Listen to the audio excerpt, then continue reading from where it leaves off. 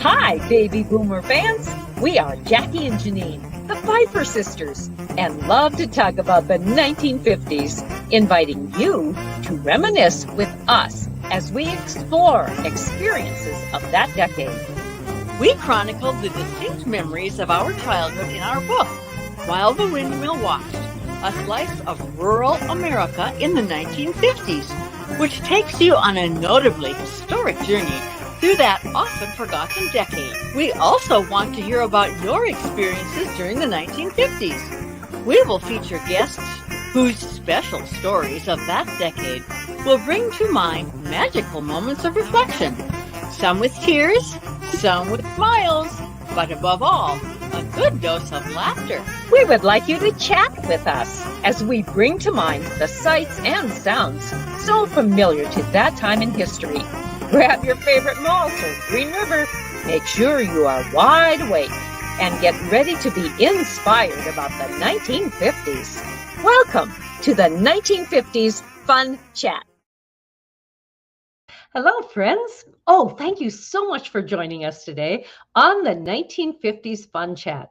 Jackie, we have a wonderful group of viewers. Some of them have subscribed to our channel. Of course, we want everyone who views this to subscribe to our channel. And of course, click on that little blue like button because the conversations are always certainly very likable. Would you say? Exactly. Yes.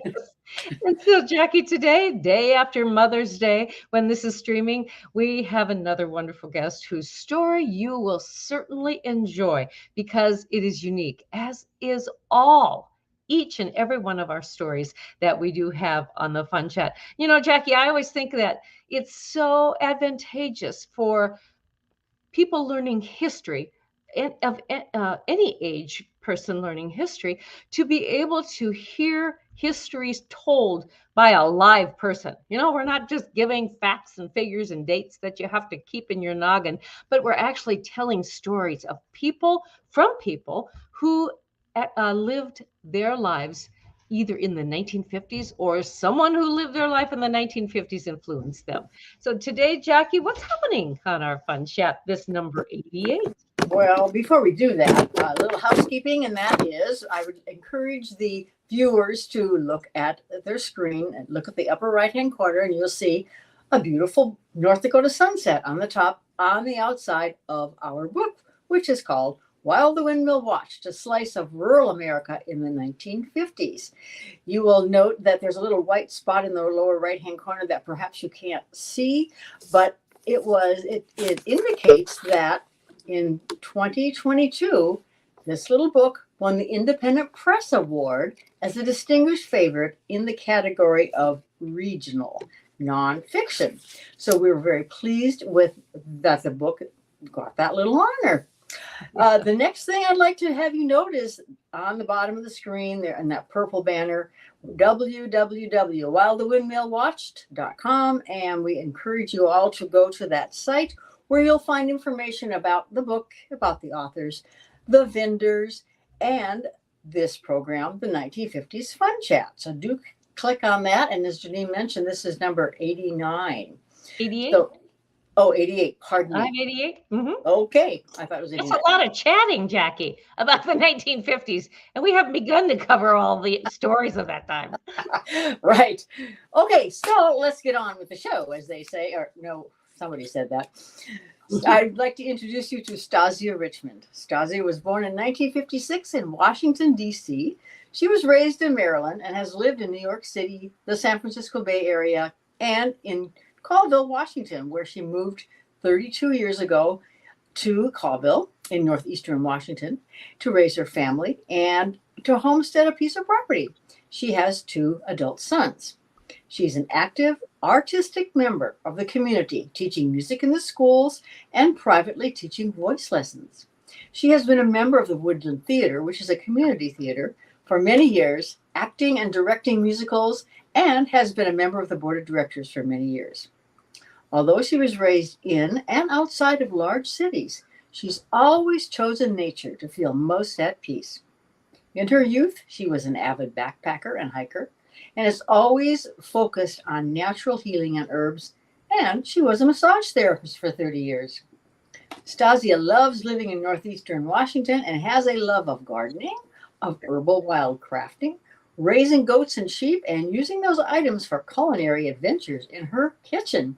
So, Stazya, welcome to the 1950s Fun Chat. Yes. Thank you so much. No. You're welcome. We're glad to have you here. So let's begin maybe just by having you set the stage and describe a little bit about your childhood, if you can. So my childhood was in the suburbs of Washington, D.C., and we were a big arts family. So we would go to symphonies, to plays, musicals. There were some wonderful venues. I was able to go to a concert live with Danny Kaye, the performer, wonderful storyteller and singer, actor.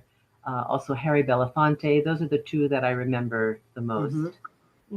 And living outside of Washington, D.C. was also a really wonderful thing because, of course, like July 4th, we would go down into the city for the 4th of July fireworks in the evening. Everybody would picnic and barbecue. And then outside of Washington in Virginia, there was a place called Wolf Trap, still is, Wolf Trap Farm Park, that has a beautiful stage and then kind of terraced seating on the lawn. And again, picnicking and fireworks and things like that. So we were a big arts family. I have a fond memory of us that we didn't have a dishwasher. We were the dishwashers. Of course. And we would, my sister and my father and I would sing all kinds of excerpts from musicals while we washed the dishes. Excuse me. Yes. Yeah. Yes. After my mother, I just have to fix this one little it seems like they're up here. We were just talking about that. Okay, there we go. Perfectly fine. Yeah. I think it's interesting. I mean, we watch the fireworks that on the National Mall from the National Mall each year on public television. But Right. to know someone who actually was there, that has to be exciting. What was the whole vibe happening at that time when you were there? Well, I remember being pretty young, so it probably was, the early 60s or early 60s. So it was very family oriented and it was very relaxed and exciting. I remember playing with sparklers and, wearing a little summer dress and, it was very family, which I feel like, being in Washington on an event like that might feel very different these days now. How many siblings? I'm sorry, go ahead. Yeah, I think so. The vibe was very family oriented and peaceful and celebratory. Yeah. I have one sister, Jessica, who's 8 years older than I, and she still lives in New York. And most of my relatives live in New York. Okay. New York, Connecticut, that area. Yeah. You're the adventurous one, huh? I am. I'm the one that kind of went west. I don't think there are any that went that far. I have some second cousins that have traveled further, like China, Japan, and lived there for a time. Okay. And what drew you to Northeast Washington? Well, I was living in the Bay Area at the time, and I was pregnant with my first son, Luke, who's now 32. And we were living in Marin County, which is a very expensive area, as most of the Bay Area is. But I think even at that time, especially Marin County. So I was working as a massage therapist, and I just, we really wanted to be able to buy a piece of property, and it certainly wasn't going to be in that area. We had friends, very close friends of ours, that were looking to sell their home and move out to the country.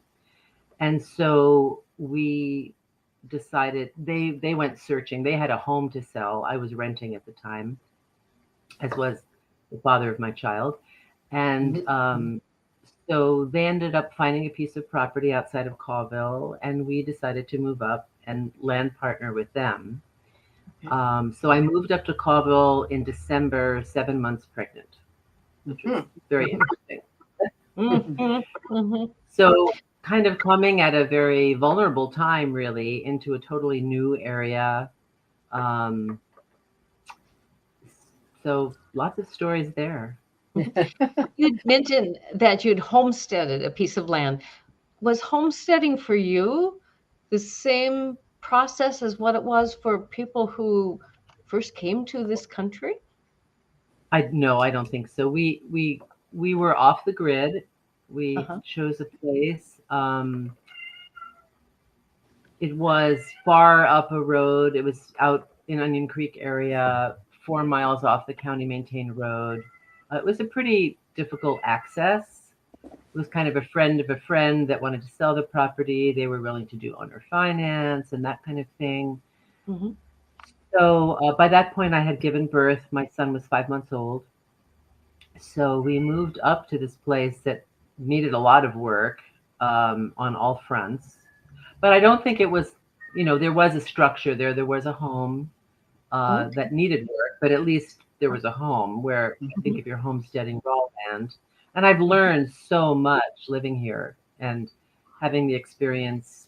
I never used to use firewood as a source of heat or had to haul water when the, our water pump was frozen. I can fix things now and take the pump out and bring it inside the house to let it defrost and all kinds of stuff like that. And so I can relate to those that did grow up in a homesteaded environment, outhouses, like that. So I was a bit retro, even in the 90s. So how did you begin raising goats and sheep? So my friend, this is Hope and Randy Mead. They don't live here in this area anymore. They relocated up to BC, British Columbia, actually. So he and I were both big cooks and lover of food and making food and doing new things. So he purchased, I think it was 4 goats, 3 of whom were known proven milkers, and then this extra one that they just threw in for good measure. So we were living down there, and he was beginning to make goat cheese and things like that. So we were all milking, and so he was my first teacher in making cheese. And then when I moved up to our property on the mountain, he didn't really want the one that wasn't a proven milker, so I bought this goat from him, and I think I was talking to Janine and needed to break her in to be a milker because she never, it didn't go well the first few times, like put in the bucket and so we needed to get her used to it. And then I began making goat cheese, so mozzarella, which is very easy, and paneer, which is a very simple goat cheese, and then the more gourmet chèvre, which is that soft goat cheese. Are you still making cheese, Stazya? I am. I used to, when I didn't have any goats, I would buy goat milk and then make cheese. And I've gone through periods of not making it. I myself am pretty dairy intolerant, so I stopped drinking milk at about 19 years old. And that's an interesting story in and of itself. And then I raised my kids with goat milk. I still couldn't really drink it, but I could eat a little bit of cheese and not have too much of a mucus response from dairy. And I do have a livestock partner who lives outside of town because now I live in Colville. And so we still raise goats. We just had 3 kids born, little kids. We have a sheep now too, a ewe. Okay. And you say you live in town now. Do you still own your homestead, or has that been sold? No, we sold that. I sold that. Okay, right. Well, back again in the days of Washington D.C., around Chevy Chase, Maryland, in which you lived, what a difference type of living situation and setting than what Jackie and I were used to growing up on the plains of North Absolutely. Dakota. And just Absolutely. tell us about the people who lived around Washington, D.C. at that time. Well, so we were in Maryland. Mhm. We lived at Silver Spring at some point, and then Chevy Chase was my main residence as I was growing up. Very suburban. Mhm. So Mhm. I think it was, very family oriented. I went to public school. There were definitely people of, all walks of life. I feel that if I had lived in Washington, D.C., specifically, there would probably have been more of a racial Mm. diversity. Mhm. So, but there was a lot of course, being Washington, D.C., you had a lot of people working for the government. Like my father worked for the National Institutes of Health in Okay. cancer research as a computer programmer, writing abstracts of different cancer treatments.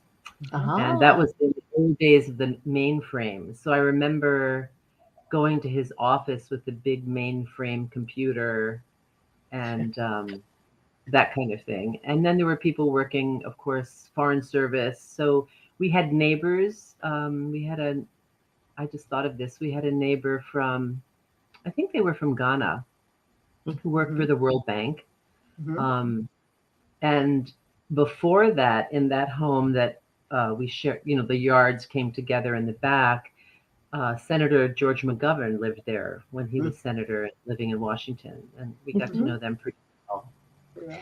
And And perhaps this didn't touch you, but did you notice a change of neighbors with the change of administrations that came to for our country? Or were the folks who were your neighbors in your area, they pretty much were stable living there all the time? yeah, we only had a couple of people that were part of that in the government, so we didn't get a lot of turnover. Okay. Mhm. Those folks might have lived a little more closer to DC. Mm. Mm. At least, we had, but it was a very neighborhood oriented. We had a bus stop, and the kids would all gather at the bus Mhm. stop, and Yeah. you know, not very far away, there was a beautiful creek, big pastures. So I Hmm. really, really loved nature. It was so I would always walk down there and spend time by I think it was Rocky. There's some very famous places there. I can't remember, but Did you have a pet then? I think it was. Pardon me. Did you have a I'm pet? sorry. A pet? Yes, Tell us yes. about I your had pet. my first dog. I think I got when I was about 10, and he was a beagle. Okay. His name was Max. As many of our dog owners, we've always named there are lots of Maxes in the world that were dogs. Yes. And I had two dogs, so that was my primary animal. I had hamsters before I had a dog, Mhm. and Mhm. so I remember letting them out just to get out of the cage. In the evening, I would shut the door and he'd run around the room, and so I've really always loved animals. And before I became focused on music, I wanted to be a veterinarian. Mhm. Mhm. Okay. Well, you led us into our next question. Tell us about the influence of and your interest in music and how it led you to where you are today.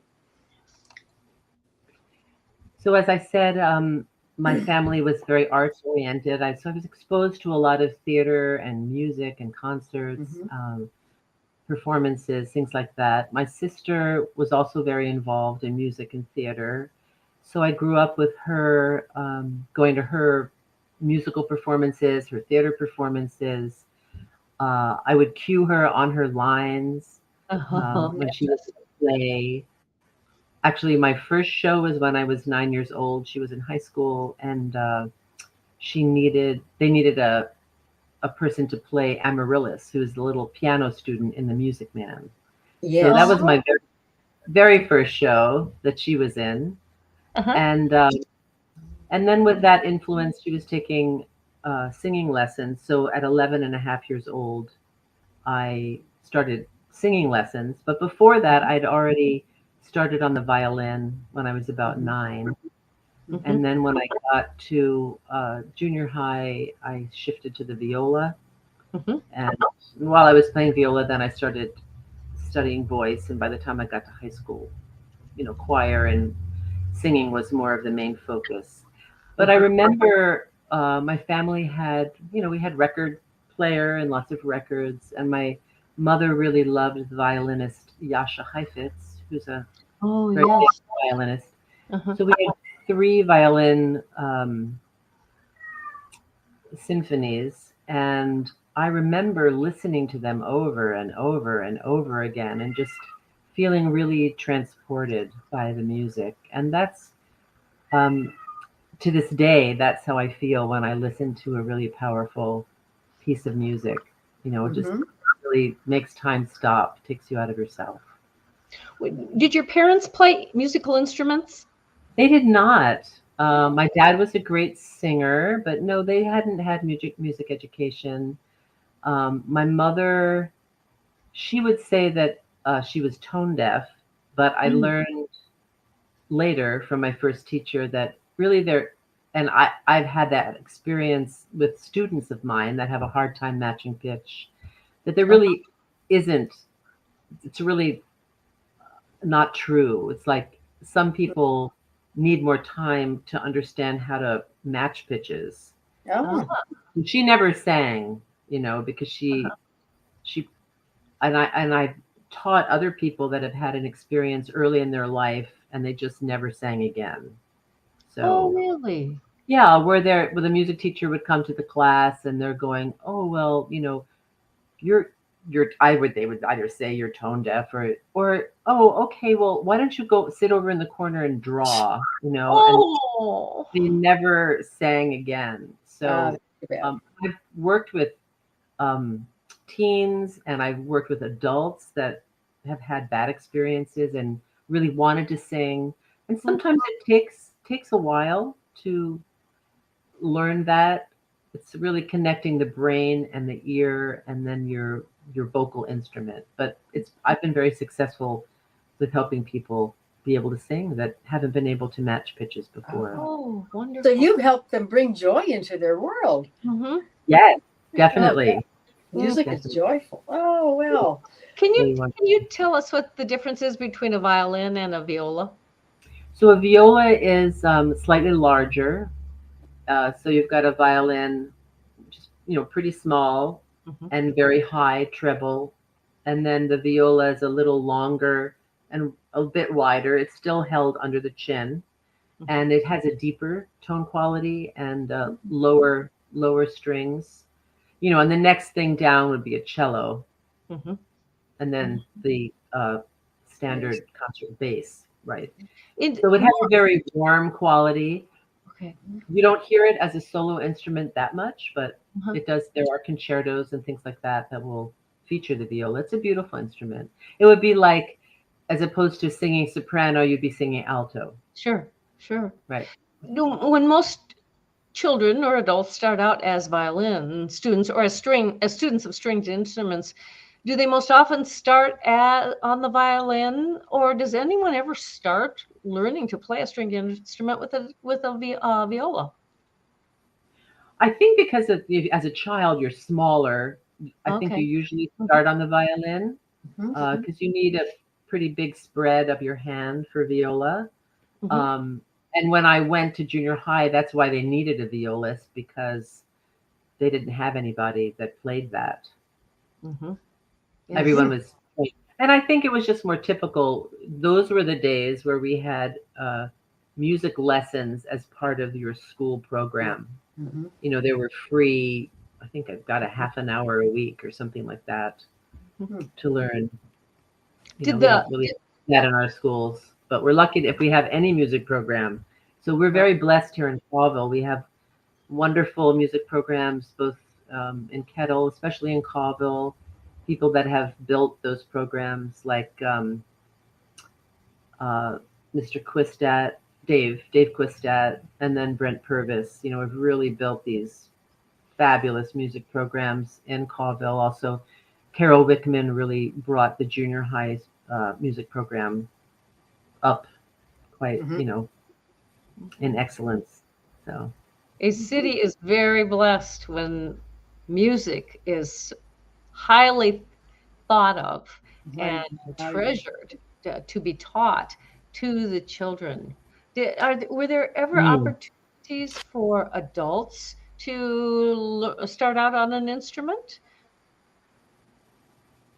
Oh, I think so. I think you just need to find a teacher. And you mean back when I was a kid?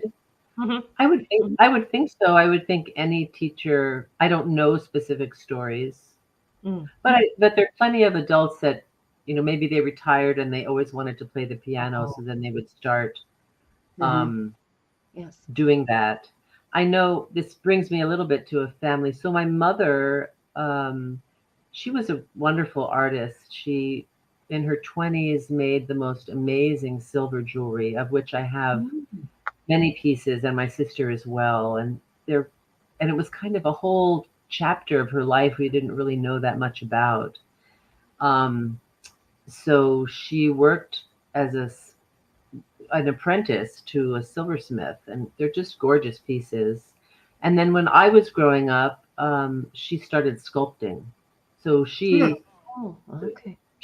I guess I must have been in high school or earlier. Actually, I sat for her for one bust of a Uh-huh. head. Uh, I think I was probably about 9 or 10. So she, took lessons in sculpting. So I think in a major metropolis area, you'd be able to find teachers of anything, really. Mm-hmm. If you hadn't been drawn to the music world of the arts, is there another art form that you think you would have explored? Well, it was a choice when I was graduating high school whether I wanted to do theater like my sister did. She has a Mhm, master's in theater, or whether I wanted to do music. Um, and I chose music because it felt more grounded. I reflected on that. I think dancers have the shorter, and Jackie, you would know, you're a dancer.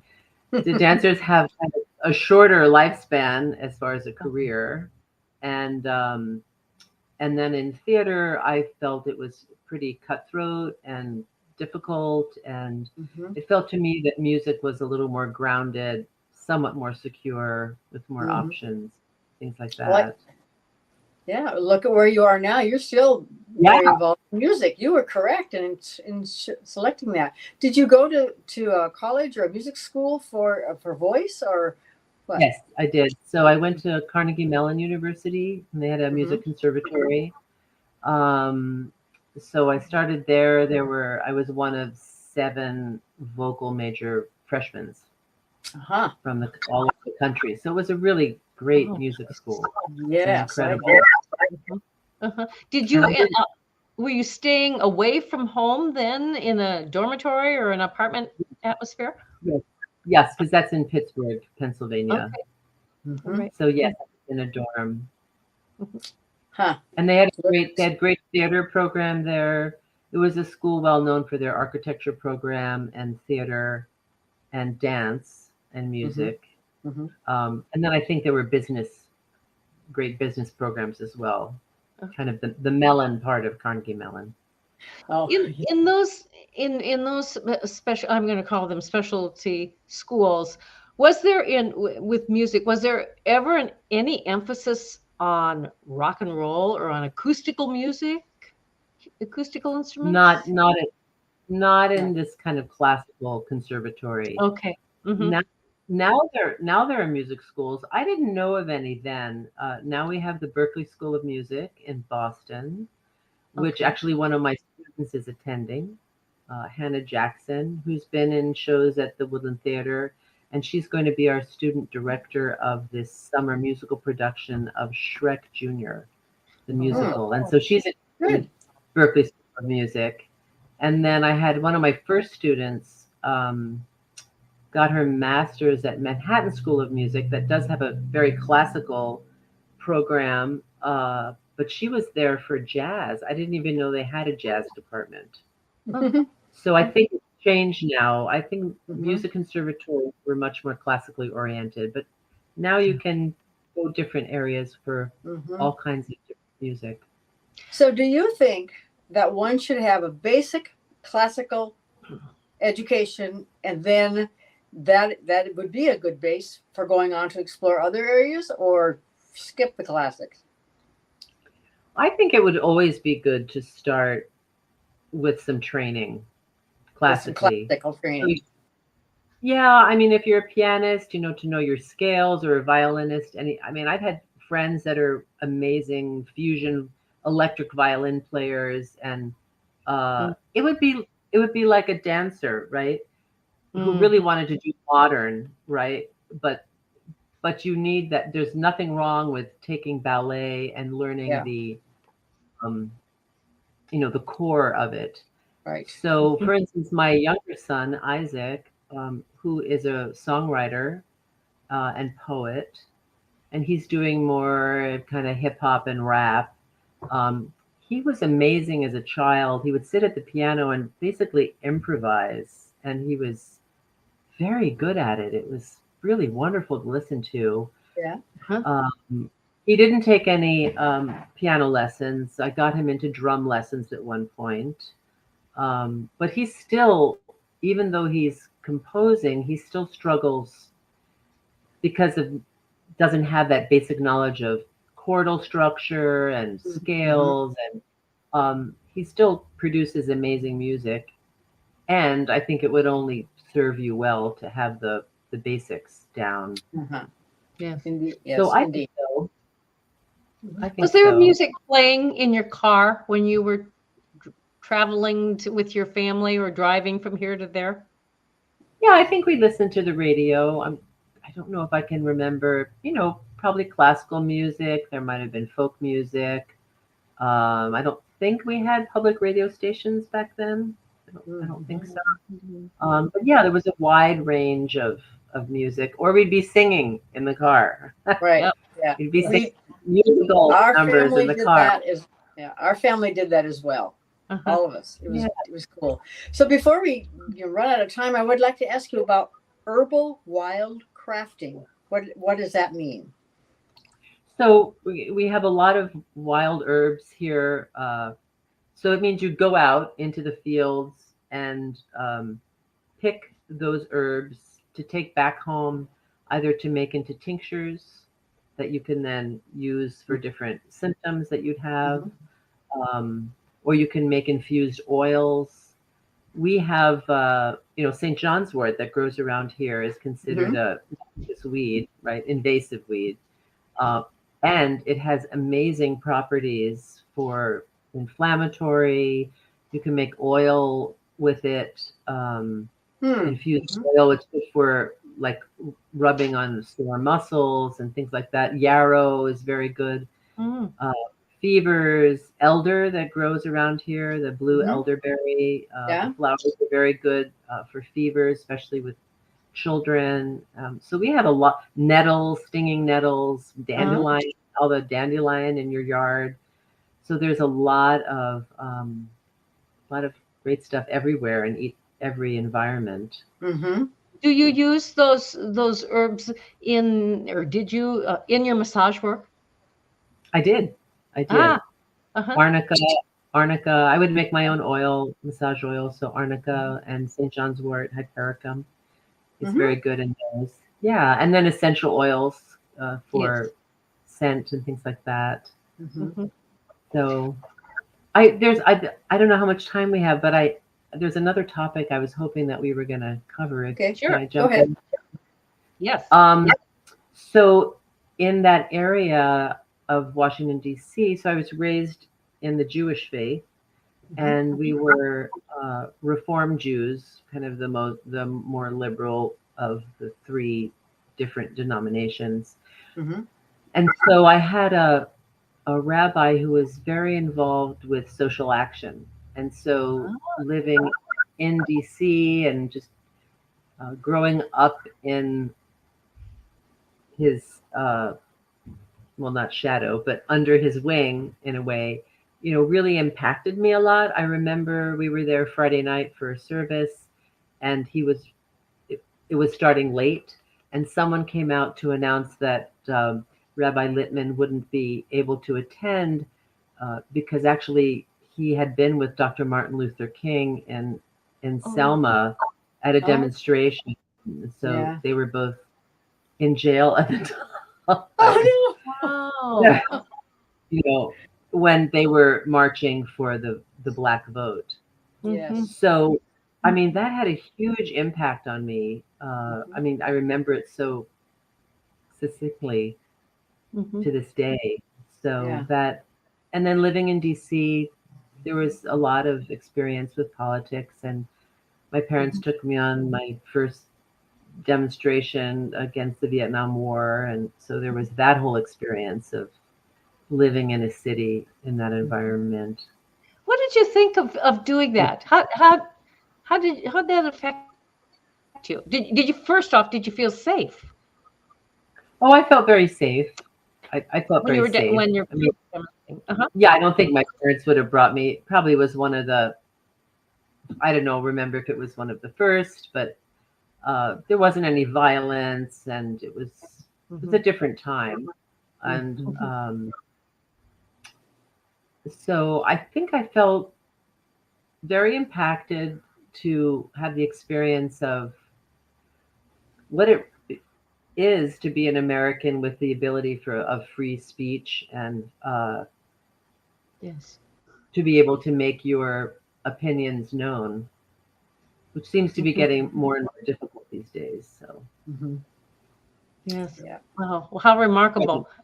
You know, as you're talking, especially about music, I think, well, we listened to Lawrence Welk and polkas and waltzes. Not that we didn't have classical piano background training, but it was the type of music and the emphasis on music was far different for you where you lived versus us where we lived in North Dakota. And that's what makes the interesting world that we live in. And I think I listened to Lawrence Welk too, so that's okay. All right.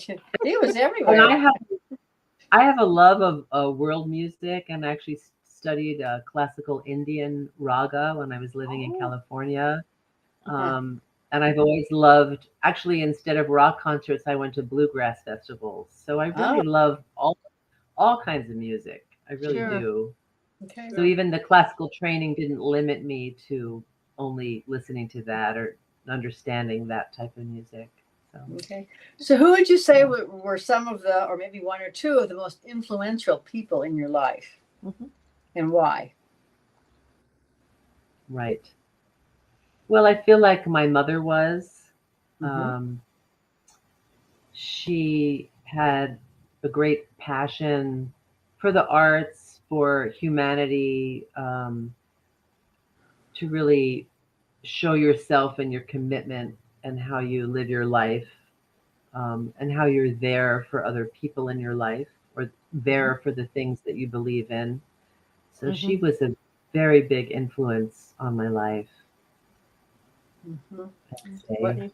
What a great experience then. Lucky you for having her as your mother. Definitely wonderful, powerful woman. And I feel like a little bit, because I was only 4 years old by the time it hit 1960, I do feel, you know, the time of the 50s for a woman was still limiting in a way.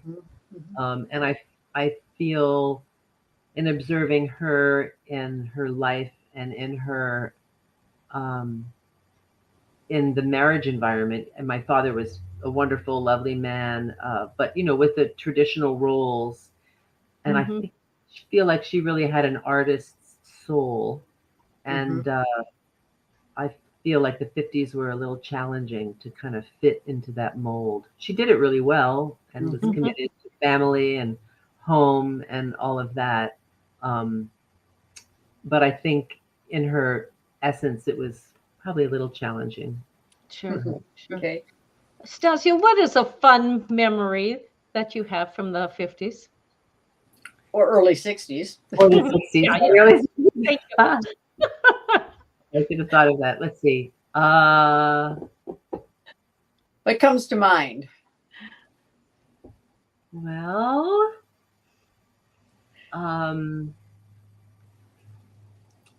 gosh, I should have thought of this ahead of time. Well, there are many. Probably we would vacation at Rehoboth Beach by the ocean, and so every year we would rent a cottage That's outside of Maryland, and so we would go crabbing as a family. We'd rent a little boat, and you would get chicken necks and backs, and you tie them to strings and hang them in the water.